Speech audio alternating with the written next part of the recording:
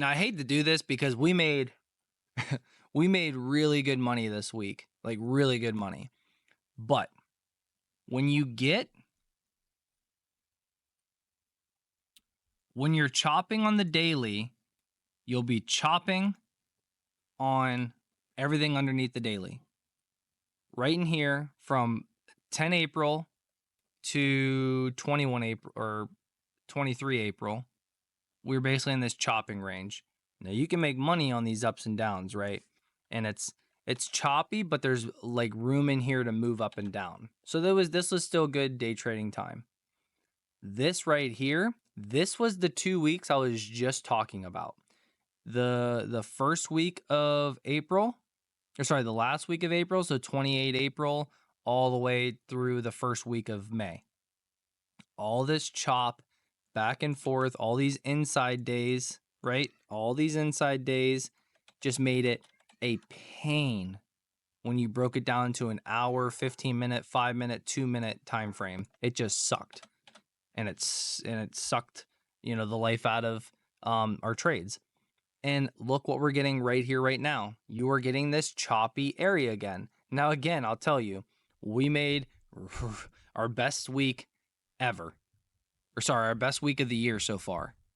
We were just able to really catch some strong moves higher and then a strong move lower. But besides that, guys, it's in this chop range. This is just a bigger chop range. So I won't even really count this one. This is a way bigger chop range. You're going to get a lot of movement on the day, each day there. But these really tight, choppy groups. And now could we be consolidating to move higher? We could, like we saw here. But we could also be consolidating right at this massive volume shelf to then have a collapse down to fill this gap, at least minimum. To fill this gap or to fill this gap. So, yeah, you got to zoom out sometimes, and you'll realize, like, when you're in these choppy little areas on the daily, it's going to be really, really tough to make money day trading. And the tighter it is, the harder it's going to be to day trade. And even to swing trade or long-term trade, But yeah, again, look, I mean, we're now at the green barrier. We broke out of the Williams consolidation box. We haven't dipped that much. And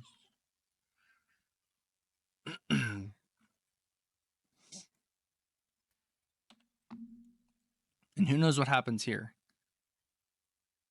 Like I said in last week's live stream, if we form a Williams consolidation box, we will continue higher and break all-time highs. If we start coming down here and basically break down below -36 and then -50, then yeah, we're in a bear market and you better hold on because we're going back down to April lows.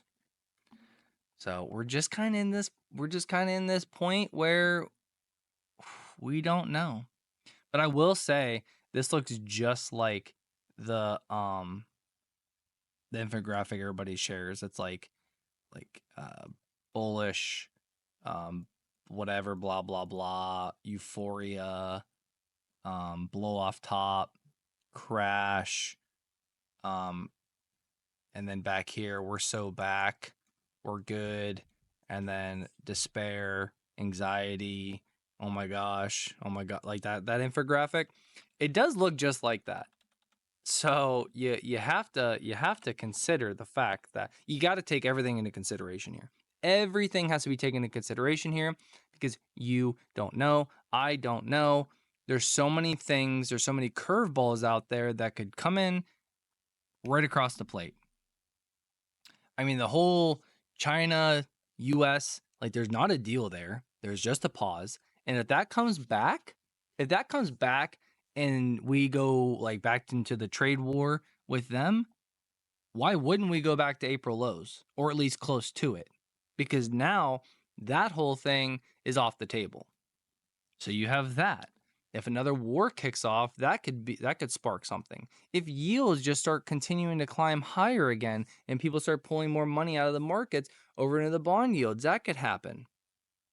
And again, remember that technically 4.1 billion or whatever was bought in by retail, and hedge funds are, they got puts, they're shorting, and they're not that deep in this market. And again, that could go in our favor to them buying any dip like we've been seeing. That could be it, or it could be money printing by the Fed. We don't know. So again, that's why day trading is so great right now, because it's like day trade, be done, walk away, no worries, no nothing. And investments, guys, investments so much different. Like investing is like, if you don't know, the market goes up over time, not in a straight line, but it goes up over time. So we pick good companies to invest in, use the margin of safety percentage to invest in them X amount at a time until you get full position. You can dollar cost average into individual stocks you want, or you can dollar cost average into SP 500 ETFs or whatever, or QQQ ETFs. And yeah, you just do that and you'll make money over time. But yeah, this is exact like where we are right now. If we go to all-time highs next week or in June, okay, we'll be able to see that on the chart, and we'll be able to understand that we're in a bullish market and we can get back into swings and longs. But until I see that and this eeriness goes away that we're about to fall off a cliff, I'm good. I'm gonna go into this weekend, tons of cash piled up, no trade positions to worry about, collapsing over the weekend because Israel bombed, an Iranian nuclear site, or because yields are flying, or because crypto's crashing, or because Trump said something mean to some country, or because of tariff talks, or because of a million other things. So again, yeah, it's just how I see it. I am sitting here, call it sitting pretty. I got cash, I'm ready to go. I got investments, I'm ready to go. Whether we go higher, whether we go lower, I'll buy more, or I'll sit there and, make money on our positions going higher. I'll day trade most days of the week, continue to make money. We get back into a bullish uptrend, which we're not there yet.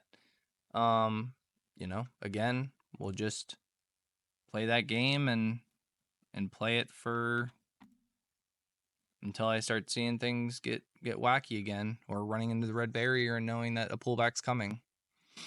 So you see we have plenty of room to move up. But again, this could again be like these other charts on Meta and Amazon. It could simply be a retest of the Williams consolidation box breaking down, and then we fall lower. And remember the saying, sell in May and go away. And if you guys want to know which direction I personally want to happen, I want lower. Like, I want to go back down to April lows, or down here. The reason I want that is because I want to buy these amazing companies like Meta, Amazon, Google, Microsoft, Nvidia, Snow, Zscaler, Okta, Uber, Visa, American Express, PayPal, SPGI, Booking, Baba, Crocs, Cake, Disney, Hims, Oscar, UNH. Nope, sorry, not in UNH anymore. OppFi, Tem, Grab. There's others that I like: TSM, ASML, Intuit, Nike. And then these ones are, still being researched, looked at, and stuff like that. But if you guys want to know like what stocks I really like and what I'm in my other portfolios and stuff that are private and XYZ, well, I just read you all of the stocks that I'm in and like and am invested in some portfolio or another, or that I'm looking at. So there's all of that for you guys. But yeah, I want it all lower. It's like if I want a new hoodie or I want new shoes, like, do I want to pay asking price, or do I want to pay, 20% off? I want to pay 20% off. So the sooner you understand as an investor that these right here, these bear markets are a beautiful opportunity to be a buyer of stocks for the long term, because you're going to make the most money buying down here instead of buying up here. You know, even if you bought up here, you still made a ton of money. You know what I mean? But that's where you just DCA all the way up and down. Yeah, you should want a big pullback or correction or crash or bear market, because we can buy down here and yeah, be really set up in our portfolios and positions for the long term in all these great companies. And yeah, so that's what I'm hoping happens. It doesn't mean it's just because I hope it happens doesn't mean it's gonna happen. We'll just have to see how things play out. But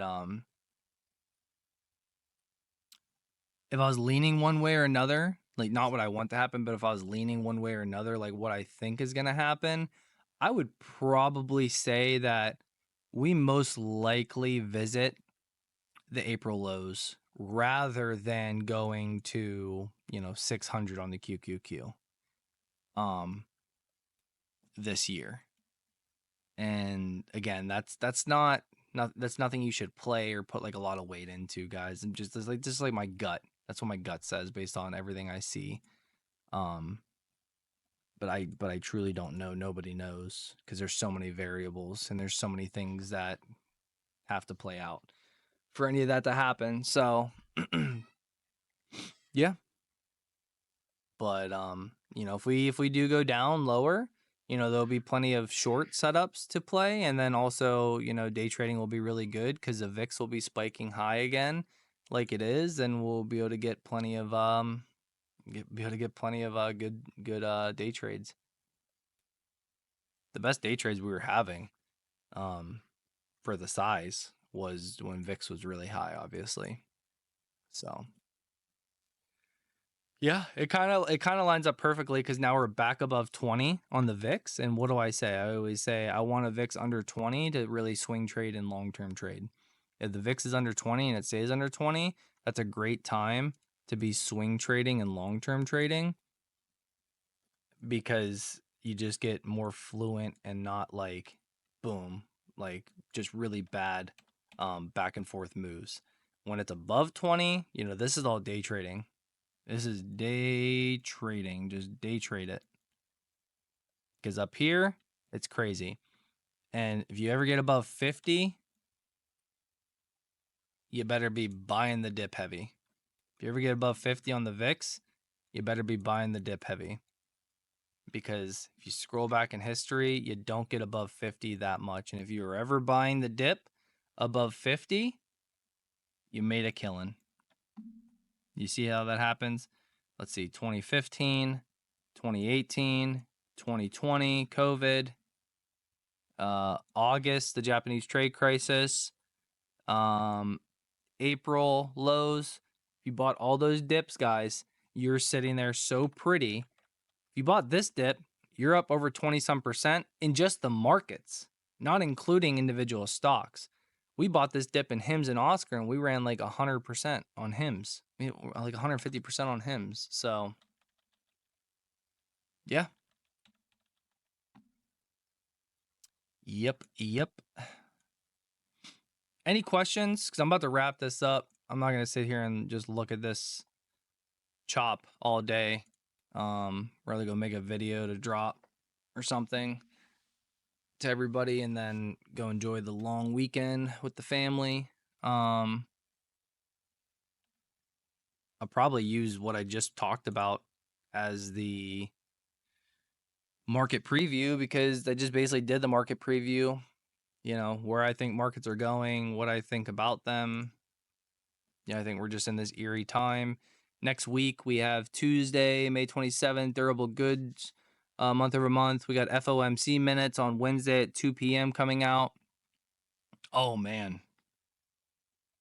This scares me. It's forecasted to come in negative. If it comes in worse, then the market's going to really probably crap the bed and go way lower.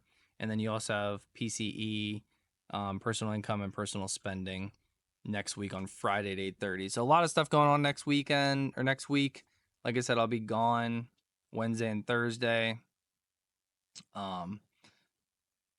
Probably best to not trade on those days because it's gonna be wild. You could get a big old waterfall if this does come down pretty hard.